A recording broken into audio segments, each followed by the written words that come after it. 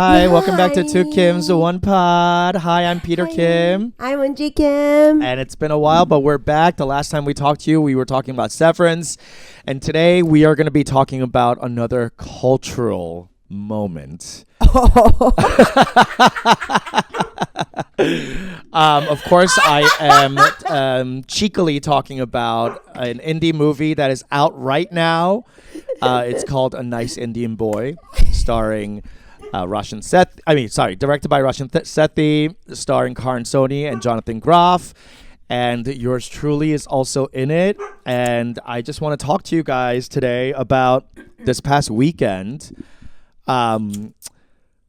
It's been such a pro weekend in that. What does that mean? Like pro? What do you I mean, felt like pro? a professional actor.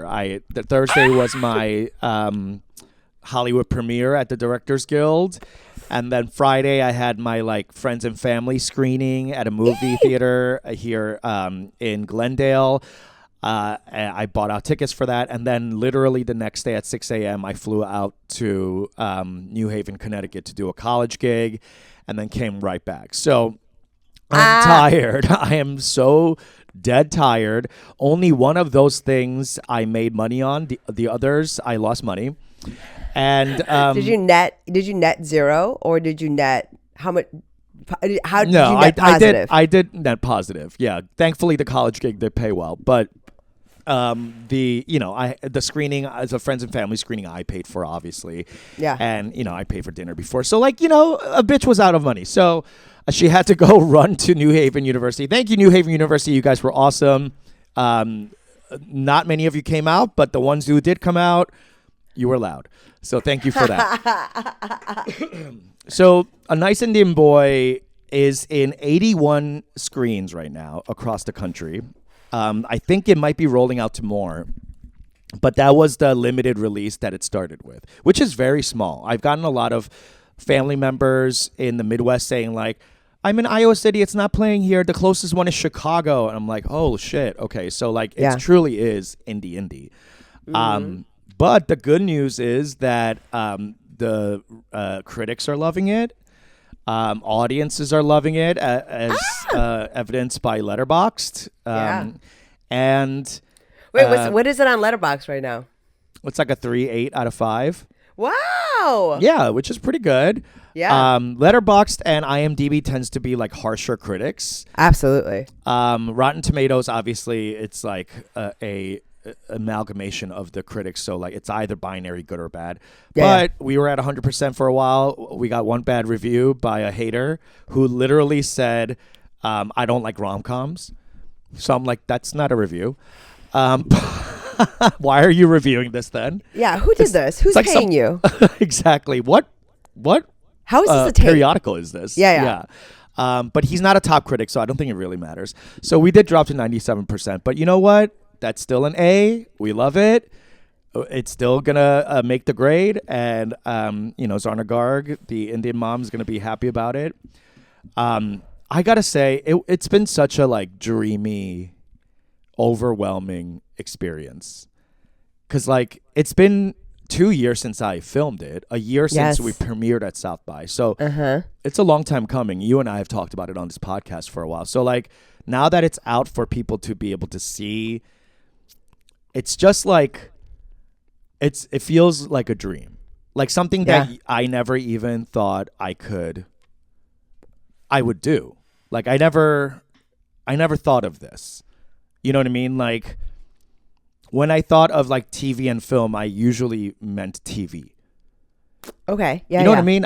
And film, maybe I've done a couple of bit parts and features, but never to the point where I'm going to premieres. You know what I mean? Right. I don't have my own title card in these movies. Yes. I'm at the end with the credits as it's rolling, It's right. Tiny Yeah, you have the pause. Yeah. So it is a dream come true. It really is. And it's pretty fucking cool. And you guys should all go see it. It's playing in theaters near you. If you're in Iowa City, unfortunately, you'll have to go to Chicago. But unfortunately, you need to move. You should get out of there. But yeah, there were some reports about it doing really well. Only surpassed by the Minecraft movie in New York at some of these theaters. So it's like coming in Wow. at number 2 with no marketing budget. This is all Yeah. grassroots. You're right. So it feels cool to be part of something I'm proud of. Which is a rare thing. It's just rare to like be proud of something. You know, like as an actor, you act in a lot of different things that you're not necessarily proud of. You're like, it's a gig. You just do Right. it. Yeah. You may be proud of your own performance, but of the project itself, you may feel Meh. what happened. Yeah. Yeah, exactly. But to be proud of my own performance and the project in its totality is truly a first for me, I think. Yeah. Um, That's so exciting. It's so exciting. It's pretty cool. I've been getting a lot of love from the critics, which is so. I'm not even part of like the poster. You know what I mean? Like I'm like number 7 on the call list, and It's a dream. It is a dream, and it's truly a unprecedented event to be called out in reviews. Yeah. Because I'm not the family, I'm not the leads. So why are you even talking about me? Mm-hmm. And so, and that really goes to the director. I want to give a shout out to the director, Roshan Sethi, who, by the way, the best director I've ever worked with on set, the most efficient director. We've never went over on any day.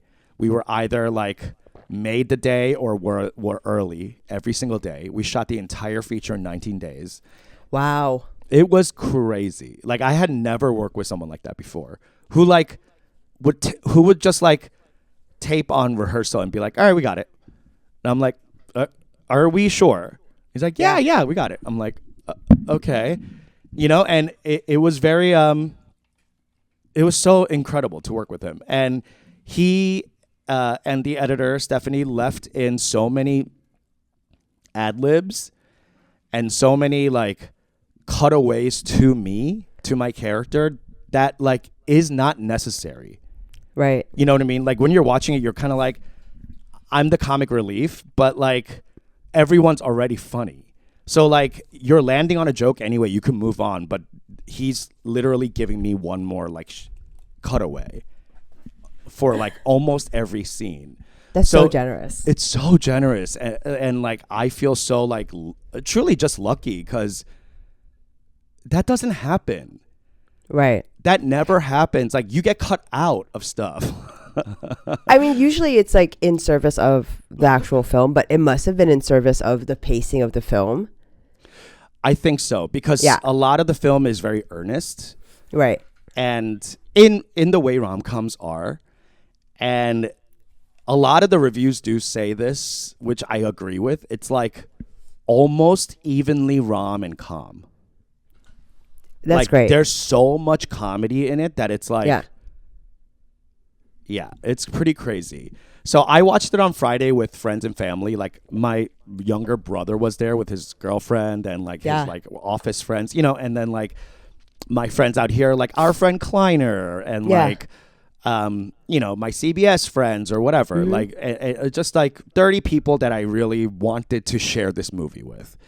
And it was nerve-wracking it was the first time I had watched with friends and family because I had only watched it with festivals. General audience, who are like great, but like they're not my personal haters. That's right. You know, so like true. I don't care what they think. Yeah, I mean, of course, yeah. So like I needed to see it with like the people who truly know me and love me enough to hate me. You know? Yeah. In the shade way. And like and to see them laugh and cry and enjoy and just be so moved by the film was it was incredible. It's just been an incredible weekend. I see why people do this. What? Like make movies. Like I get it. You know what I mean? Yeah. I get it. 미워 정말 정확히는 너무 이거 지금 what are you talking about? I get it. Yeah. Like, I don't. And maybe this is just it. my ignorance, but like I've never been part of a project that had this kind of reaction before. I mean, I think also it's a testament to how catastrophically we think that like how little what yeah we 농담이지만 do like you know what I matters. mean, like 미흡다고 그러는 거, like I'm just like I'm kidding about that obviously, but it's like there's a part of it where there is a subliminal almost like latent part of each of our creative selves that obviously wants this and knows why, and that we strive towards it. But there's the most public parts, parts of ourselves, and the parts that we even talk to, that we acknowledge, being that like, no, of course this would never happen. Why would we ever think that this could ever happen to us, or this would never be a part of even a dream that we would have? You know what I mean? Like, Yeah. yes. Well, I guess just coming from a comedian's perspective, I guess like my whole goal for LA was to like get my own TV show, and like, and even that, like, I haven't been able to do yet. So like, But it was always just a TV show. like I never imagined film as something that I would be part of like this. Like I always thought I would be like a 5-liner in a movie and like, Yes. thank you for the check. You know what I mean? Like, Yes. I never I would see myself like behind a computer being like, you can't do that. yeah, exactly. Like, boss is here, Oh, girl, no, Yeah. you didn't. Yes. Yeah, just like a bit part as a comedian. And I've done those parts and Absolutely. and great. Like I thank you for the gig again. Like Yeah. the check is great. But it's never been something like this where it's like creatively so fulfilling where you're part of the actual movie. Like Right. I've never done I've done like an indie film like that before with Dealing with Dad. Yeah. But it, I didn't really let's just say what it is. Like I wasn't like It wasn't the same experience. no. Yeah. So I guess what I'm saying is like as an actor, I've never experienced this before. Yeah. Like I've never experienced making a TV show like where I was so integrally a part of it. That's what I'm saying is like I'm now understanding for the first time why people like are so obsessed with making movies and making TV shows. Maybe TV shows too, where they're so integrally part of it because you get that response and that response is yours. For example, like I did a bit part in Yes Day, a movie that kids love, and like Yes. moms that I know like text me and go, God, my kid won't stop watching this fucking movie, Yeah.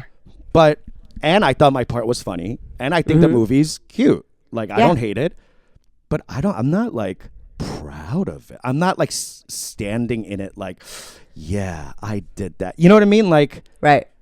I just don't have that ownership, that emotional ownership. And this is the first time it's happening. And I'm like, oh, okay. That's what that feels like.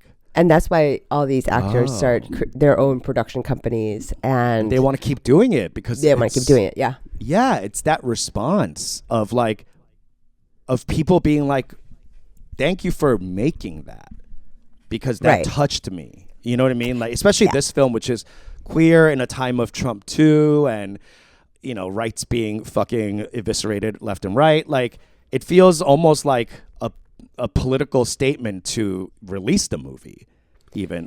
So like, Yeah. it's yeah. I'm very humbled by it. I imagine it doesn't come around often. And, Yes. And if it ever does again, I'll be humbled by it again. But I just can't say anything else. But I am like buzzing with gratitude. I mean, truly, like it is one of those things where, when you understand why actors start their own production companies in order to achieve this in their careers at all, one more time, Yes. right? Because the intersection of public interest, buzz, and it being something you're proud to stand inside That of. last part is the most important part. It's really Because I've been part of things that are big, like Curb or Frasier or Yeah. whatever, but like I don't have like a personal pride in it. It doesn't feel like mine.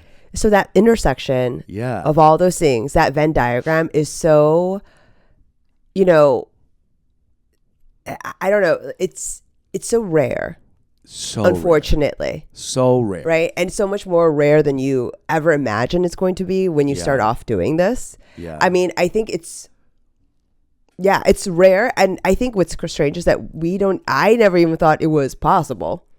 Like, right? Like, Me neither. Like I don't think I like saw that in my like but these are the two proverbial things. bingo Yeah. card. You Yeah. know?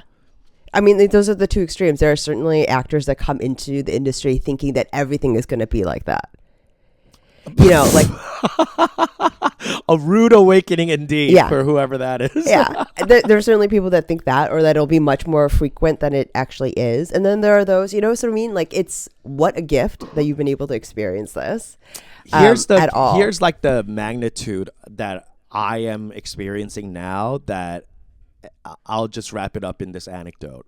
Is when Eric and I first started dating in 2015, I was the first 10 years ago. I was the first guy he'd ever dated. Yes. So yeah. his family, his parents, his home network back in Minneapolis, very liberal people. Mm-hmm. But it was very kind of like NIMBYism. You know, like Yeah. not in my backyard. Yeah. Like good for you, not for us type Yeah. of thing with the gay. Mm-hmm. To the point where his mother had a very hard time and had said some very upsetting things. I won't say To you? exactly to him about Okay. me and about Okay. just being gay. Okay. And very like heart-wrenching things said out of absolute fear, Sure. you know? Yeah. And it crushed us. It crushed me. But I had the wherewithal to know just from my own family experience that like Right. this isn't about me. It's about them being scared, right? So like Right. I kind of had the grace for her and them. And then fast forward 10 years, you know, eventually as you become part of the fabric of the family and you keep shoving your face into their reunions and their Christmas times, like they start getting used to your face and your demeanor. And And they're like, "Ugh, I guess Jafar's coming again to Thanksgiving. That's so funny that you said Jafar. I've been quoting Jafar all week. That is so funny as like my inspiration for being the gay villain. Yeah, like And it's it- like this Jafar's Svengali, coming like this like foreign ass man who's Svengali'd our nice Minnesota boy into Yes. being gay. Yeah, that homo shit.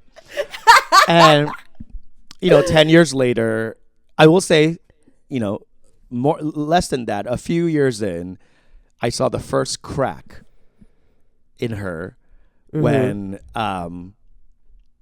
I got a guest star role on her favorite TV program, NCIS.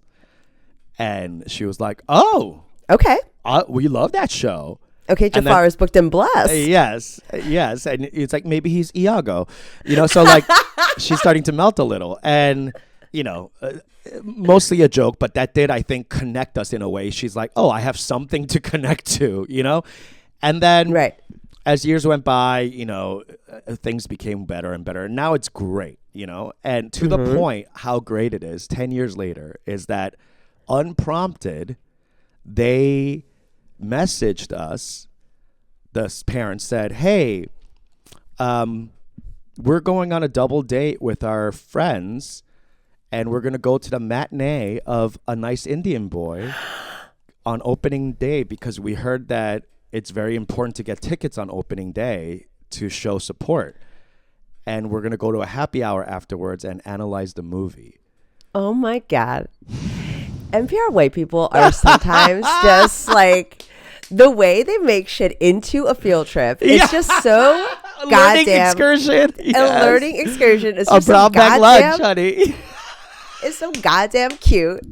It's It's really just- cute. These bitches are sitting down with their Chardonnay and Yes. and criticizing. They're Yes. bringing out their textbooks. Yes, and they're looking at narrative structure. They're looking at character motivations, honey. they're putting their thinking caps on. Yes. You know what I mean? Yes. They got the Chardonnay in a cup and the Yes. thinking caps on. Like I Yes. love that. And That's these so are funny. Minnesota whites That's so that sweet. yes, and That's so sweet. it's so hard for them to be like verbally, like their love language is not verbal or words of Sure. encouragement or anything like that. You know, it's more acts of service than anything. It's very like Koreans. You know, Yeah. so like to get anything out of these people is so hard. Yeah. But to get that kind of initiative out of them was like, it really melted my heart. Like I really was just like floored by that. And they did say, you know, they said a lot of stuff like it was amazing and you know whatever we loved this and blah blah. We wish there was more of you, all that kind of good stuff. And at the end, because we did ask like, please let us know if you cried, and they did say, and this was his dad. He said, I believe tears were present.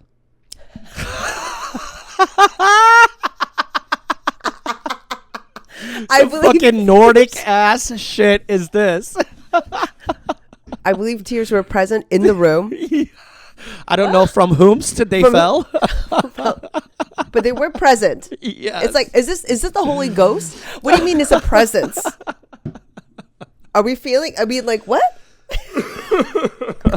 The tears were present. Oh my God, that's so sweet. That I is very know. Korean. It's very Korean. They're It's very like a locked up. Midwestern. Yes. And they're like Swedish, like Nordic background. So like they're very like cold and Yeah. yeah. So I understand that, and I think that's why Eric and I get along because we were parented similarly, Yeah. Yeah. and we both are fucked up in the same way. So we get this. And listen, they're trying that in this landscape, in this economy. A for effort. I just want you to try. A for effort. Yes. That's what. Who's grading who's grading the test? No, we're just watching how you're putting in the effort. No one's submitting anything. No. When there's no test, It's an oral exam. it's an oral exam. Yes, honey. You just need to come to class. Attendance Yes. is mandatory. That's it.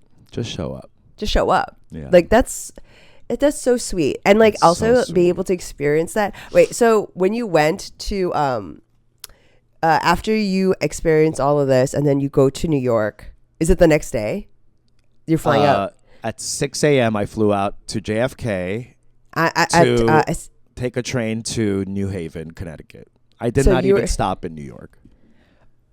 okay, so you this is Friday night.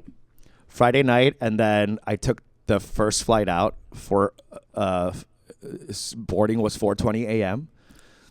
and I got on a flight, flew all day Yeah. to get to a rainy Connecticut. It took 4 hours to get from JFK to Connecticut via trains. So what time did you get to Connecticut? I checked into my hotel at 7 p.m. and then my gig was at 8.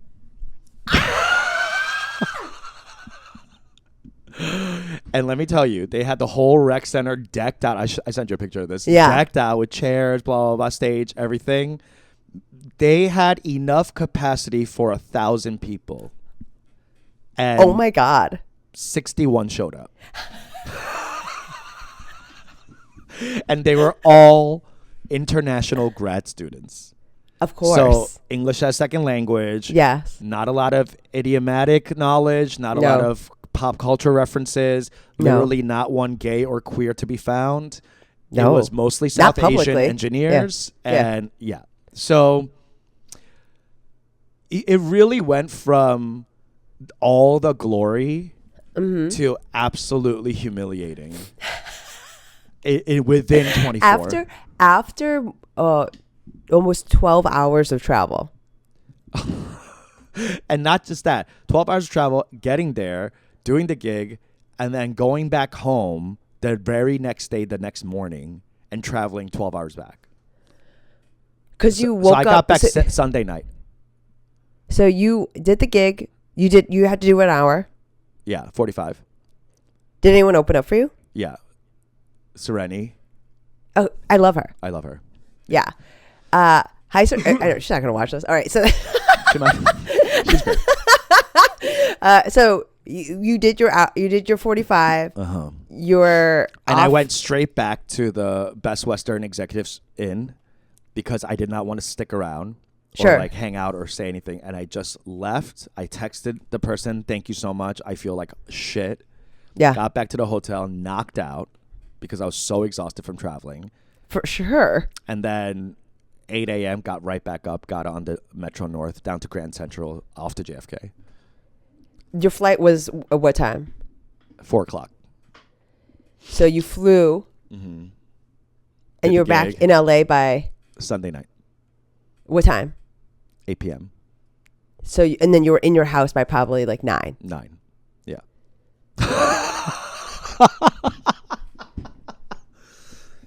You know, there's just like, you know, sometimes when people, you know, I always tell people that there are easier ways to make $2,000, and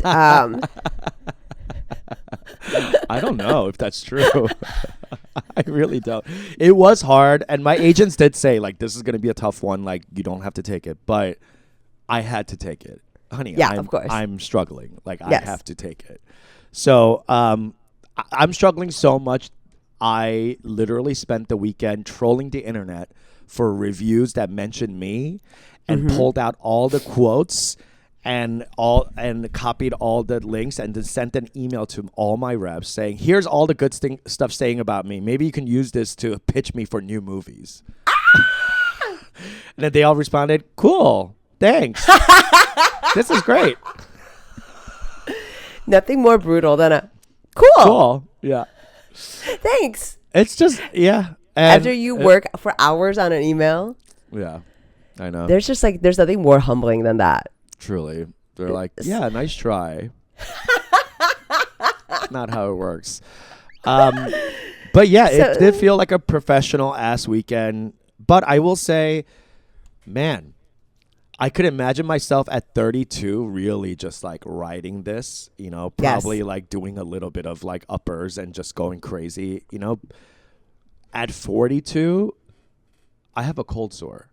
You know what I mean? Like, Yeah. I'm so tired. And it doesn't feel as like, hell yeah, I'm fucking hustling and grind like that. Yeah. That like, I used to get a bump from that, like a zeal of like, look at how hard I'm working. You know what I mean? Like, look at how tired I am. Isn't this amazing how fucking tired I am? And I think it's because I'm default tired. So like now that the hustle tired on top of it is like dead. I can't even enjoy like the like feeling of being so beat up because I'm so like busy. Yeah, that used to really get me going. It really, I mean, it's hard to explain to people, like, but there is, unless you like it, it's hard to explain, like what is it, like living hard, like you're should be like, you know what I mean, like living and working hard and vigorously, you know what I mean, like and the joy and sort of like perverse pride you take in how hard you work. Yeah, like it's very like Midwest salt of the earth sensibility of like, oh, we're just grinding from sun up to sundown and it feels good to be laborious. Like that's not, I don't have that anymore. It's really something that I you love it. I love it. You love I love it. I know, and I do too, but I don't think my body does anymore. I agree. I can't do it anymore. Like literally my body is... It's kind of like getting drunk. Like I love the feeling of like, inebriation, but like I think the body's like, no bitch, no you won't. So it's like, the age is really catching up mentally, no, physically, of like, I literally got like a blister on my lip from flying back because I was so tired. You know, I'm like, yeah. And that's my body going like, no, you know, like, and the body, you know, does not lie. It keeps the score. Score. So, you know, you got to listen to your body, especially at our age. There's like it's like I never understood, like, I guess like the actual translation is like body aches, but like 몸살, 몸살. like, you know what I mean? Yeah. Like but I feel like that's such an old person complaint. Or like 허리 아파. 허리 아파? Like like your hips hurting, like that's like something you always heard grandmas and like aunties talk about, and you're like, what are hips? Yeah.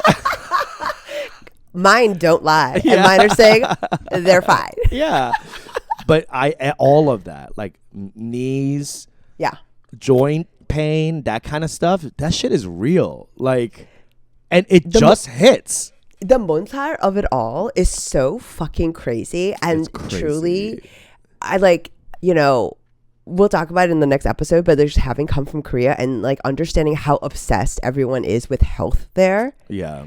Like, it's not just like old people, it's everybody. And it's like everyone is so in tune with like how tired they are. Yeah. The ginseng, the supplements, everyone is doing some sort of supplement, and it's always about health and joint. And it's like, I think there's a part of the grind that, like, I think in America we just get accustomed to like feeling we're just gonna feel bad, like a default. And like, as you get older, you understand why it's important to like be so obsessive about and like, because I feel like my parents were always taking some sort of weird supplement. There's like that I don't know, do you know the thing that the Korean thing where it's like in a circle and you chew the whole thing? My mom, do you know what I'm talking? 우왕청심환. Yeah, like, right? Like it's like always stuff like weird stuff like that doesn't come or exist in any sort of Western equivalent. Yeah, because it's not FDA approved. There's like no oversight whatsoever. Not that the FDA will continue to exist anytime soon, because things are falling apart. But it's like, it's just, but it's absolutely like, but also I would say, in accordance with like your body reacting to it, you're also like, we talked about this before, like even the way that creatively, like the way that your ego can handle it now, because it's more tired. Yeah, you mean I have less of an ego?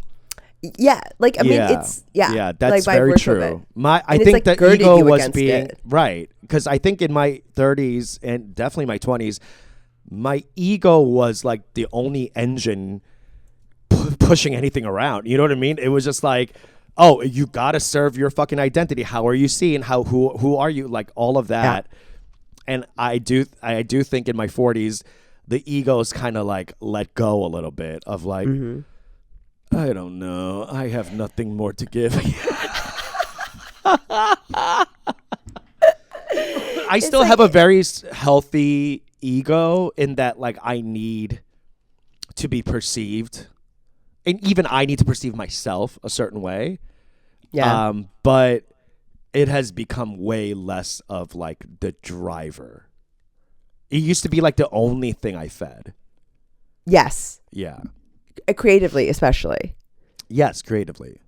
Yeah. Yeah, I agree. I mean, there's like times and moments now where my relationship to all of it feels much more like this, akin to, like my creative spirit and all my energy feels like much less driven by my ego. And there's like a part of it where, don't you feel grateful? Like it's like such an old person thing to say, but where like you really things do come to you when they're supposed to. Oh, yeah. Like timing wise. Yeah, for sure.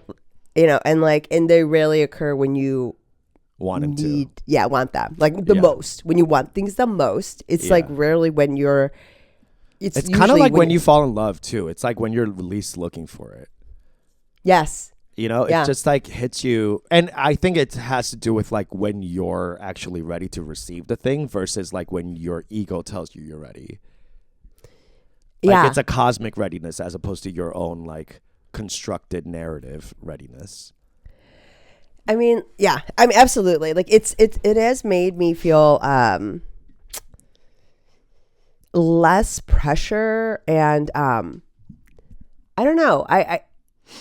The tiredness is really doing something to me though.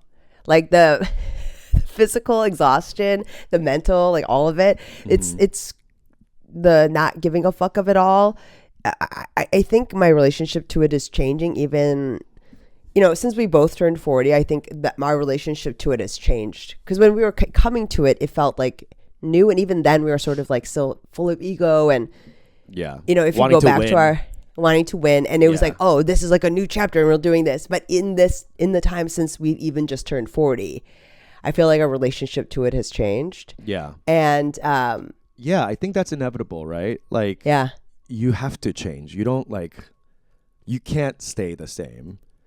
Your literal body doesn't stay the same. So ergo, you have to capitulate towards whatever your body is fucking saying.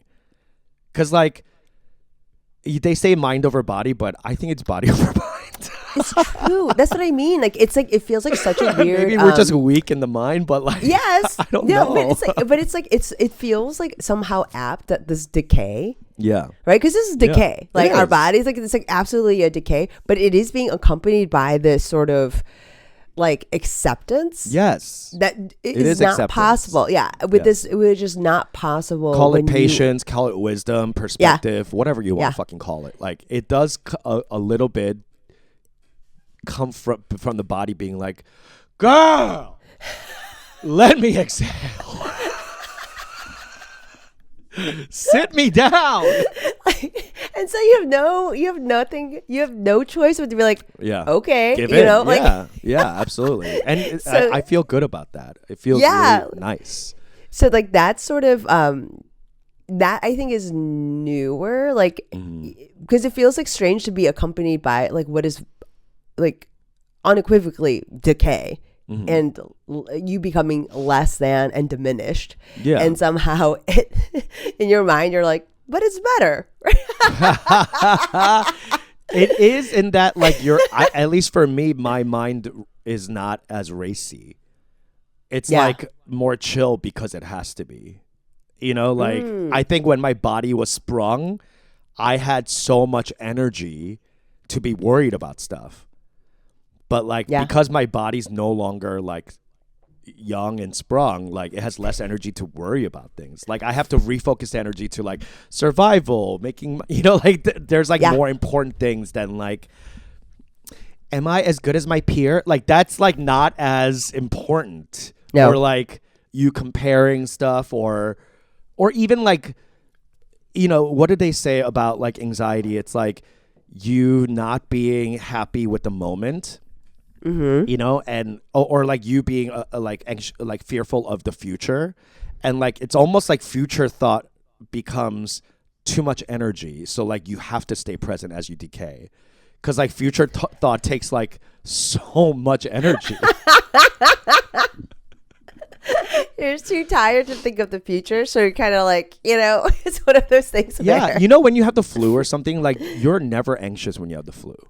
You're true. Bitch, I'm just trying to sweat. You know what I mean? Yes. You're not thinking about anything. You don't give a fuck if someone looks at you sideways or some email isn't being done. You're I can't. It's true. My body's trying to. Yeah, exactly. We are in our flu era. Yeah.